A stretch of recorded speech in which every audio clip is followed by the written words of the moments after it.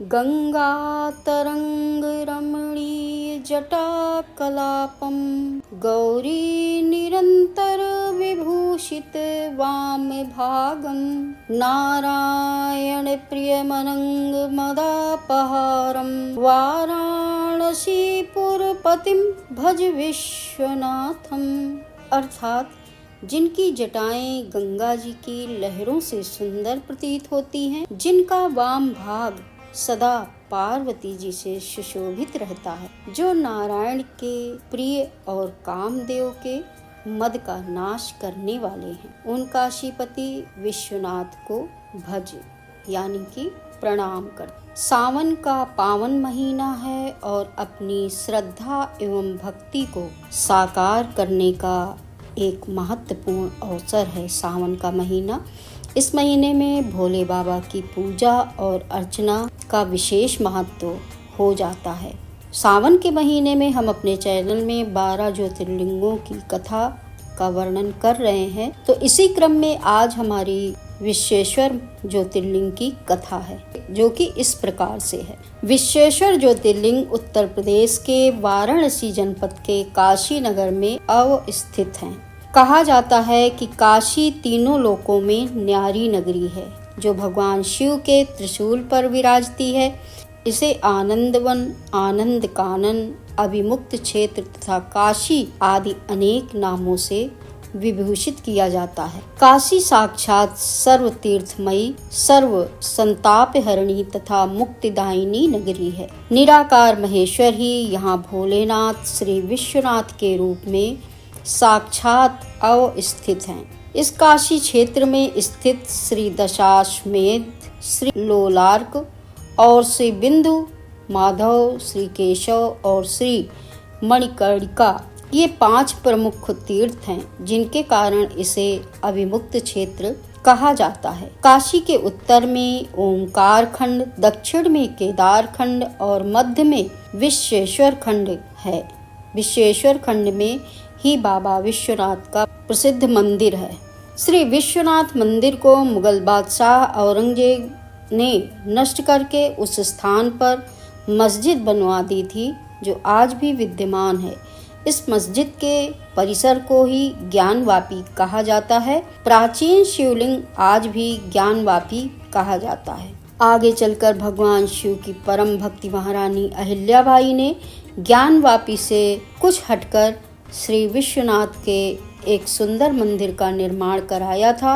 महाराजा रणजीत सिंह जी ने इस मंदिर पर स्वर्ण कलश चढ़वाया था। काशी में अनेक विशिष्ट तीर्थ हैं। विश्वेशम माधवम दुंडी दंडा पाणि च भैरवम वंदे काशी गुहाम गंगा भवानी मणिकर्णिकाम। अर्थात विश्वेश्वर ज्योतिर्लिंग, बिंदु माधव, डुंडीराज गणेश, दंड पाणी काल भैरव और उत्तर वाहिनी गंगा माता अन्नपूर्णा तथा मणिकर्णिका आदि मुख्य तीर्थ हैं।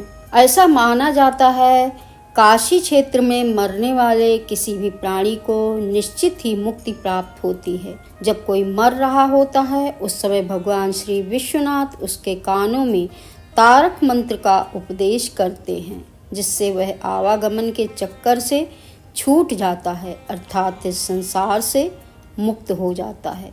शिव पुराण के अनुसार इस पृथ्वी पर जो कुछ भी दिखाई देता है, वह सच्चिदानंद स्वरूप, निर्गुण, निर्विकार तथा सनातन ब्रह्म स्वरूप ही है। अपने कैवल्य अर्थात अकेले भाव में रमण करने वाले अद्वितीय परमात्मा में जब 1 से 2 बनने की इच्छा प्रकट हुई, तो वहीं सगुण रूप में शिव कहलाने लगी। शिव ही पुरुष और स्त्री इन 2 हिस्सों में प्रकट हुए और उस पुरुष भाग को शिव तथा स्त्री भाग को शक्ति कहा गया। उन्हीं सच्चिदानंद स्वरूप शिव और शक्ति ने अदृश्य रहते हुए स्वभाववश प्रकृति और पुरुष रूपी चेतन की सृष्टि की। प्रकृति और पुरुष सृष्टिकर्ता अपने माता पिता को न देखते हुए संशय में पड़ गए। उस समय उन्हें निर्गुण ब्रह्म की आकाशवाणी सुनाई पड़ी, तुम दोनों को तपस्या करनी चाहिए। जिससे कि बाद में उत्तम सृष्टि का विस्तार होगा। उसके बाद भगवान शिव ने तपस्थली के रूप में तेजोमय 5 कोस के शुभ और सुंदर एक नगर का निर्माण किया, जो उनका ही साक्षात रूप था। उसके बाद उन्होंने उस नगर को प्रकृति और पुरुष के पास भेजा, जो उसके समीप पहुंचकर आकाश में ही स्थित हो गया। तब उस पुरुष श्री हरि ने उस नगर में भगवान शिव का ध्यान करते हुए सृष्टि की कामना से वर्षों तपस्या की। तपस्या में श्रम होने के कारण श्री हरि पुरुष के शरीर से श्वेत जल की अनेक धाराएं फूट पड़ी, जिनसे संपूर्ण आकाश भर गया। वहां उसके अतिरिक्त कुछ भी दिखाई नहीं देता था। उसके बाद भगवान विष्णु श्री हरि मन ही मन विचार करने लगे कि यह कैसी विचित्र वस्तु दिखाई देती है। उस आश्चर्यमय दृश्य को देखते हुए जब उन्होंने अपना सिर हिलाया तो उनके एक कान से मणि खिसककर गिर पड़ी। मणि के गिरने से वह स्थान मणिकर्णिका तीर्थ के नाम से प्रसिद्ध हो गया। उस महान जलराशि में जब पंचक्रोशी डूबने लगी, तब निर्गुण निर्विकार भगवान शिव ने उसे शीघ्र ही अपने त्रिशूल पर धारण किया। तदंतर विष्णु अपनी पत्नी प्रकृति के साथ वहीं सो गए।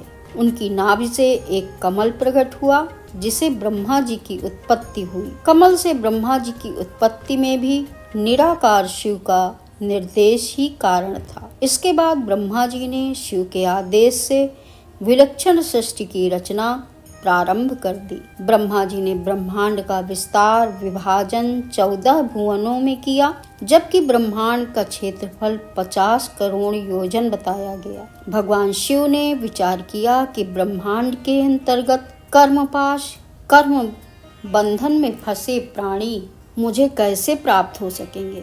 उस प्रकार विचार करते हुए उन्होंने पंचक्रोशी को अपने त्रिशूल से उतारकर इस जगत पे छोड़ दिया।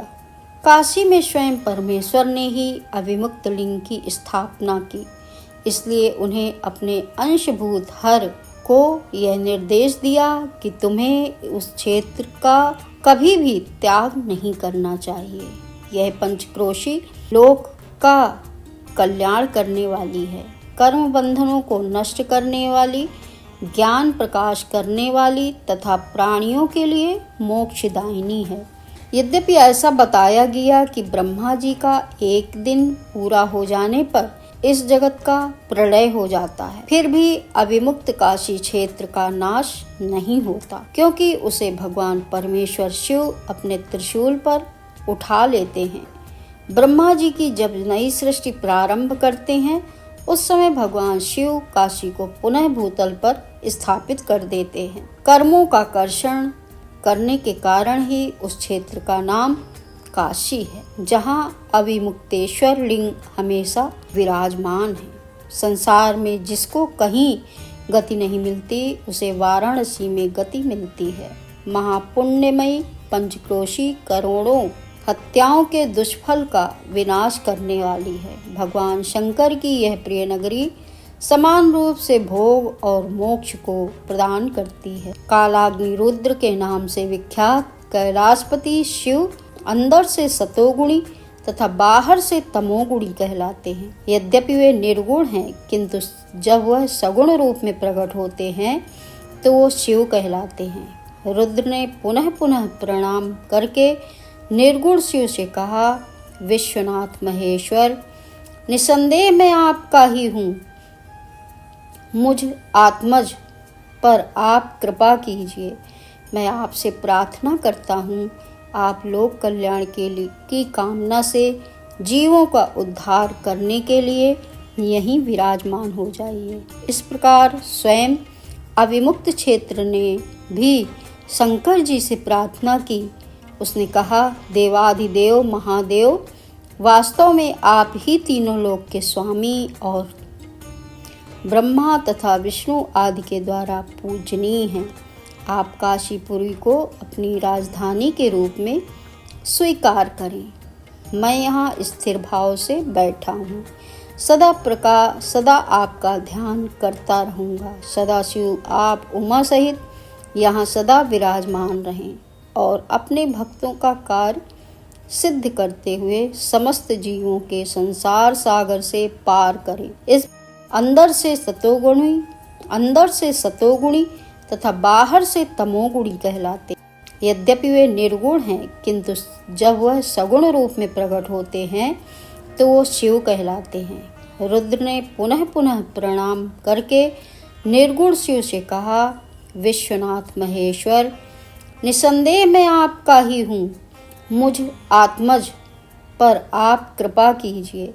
मैं आपसे प्रार्थना करता हूँ, आप लोक कल्याण की कामना से जीवों का उद्धार करने के लिए यहीं विराजमान हो जाइए। इस प्रकार स्वयं अविमुक्त क्षेत्र ने भी शंकर जी से प्रार्थना की। उसने कहा, देवाधिदेव महादेव, वास्तव में आप ही तीनों लोक के स्वामी और ब्रह्मा तथा विष्णु आदि के द्वारा पूजनीय हैं। आप काशीपुरी को अपनी राजधानी के रूप में स्वीकार करें। मैं यहाँ स्थिर भाव से बैठा हूँ। सदा आपका ध्यान करता रहूँगा। सदाशिव आप उमा सहित यहाँ सदा विराजमान रहें और अपने भक्तों का कार्य सिद्ध करते हुए समस्त जीवों के संसार सागर से पार करें। इस प्रकार भगवान शिव अपने गणों सहित काशी में विराजमान हो गए। तभी से काशीपुरी सर्वश्रेष्ठ हो गई। शिव पुराण में कहा गया है, देव देव महादेव कालामय सुभेषज त्वं त्रिलोकपति सत्यम सेव्यो ब्रह्मच्युतादिभिः।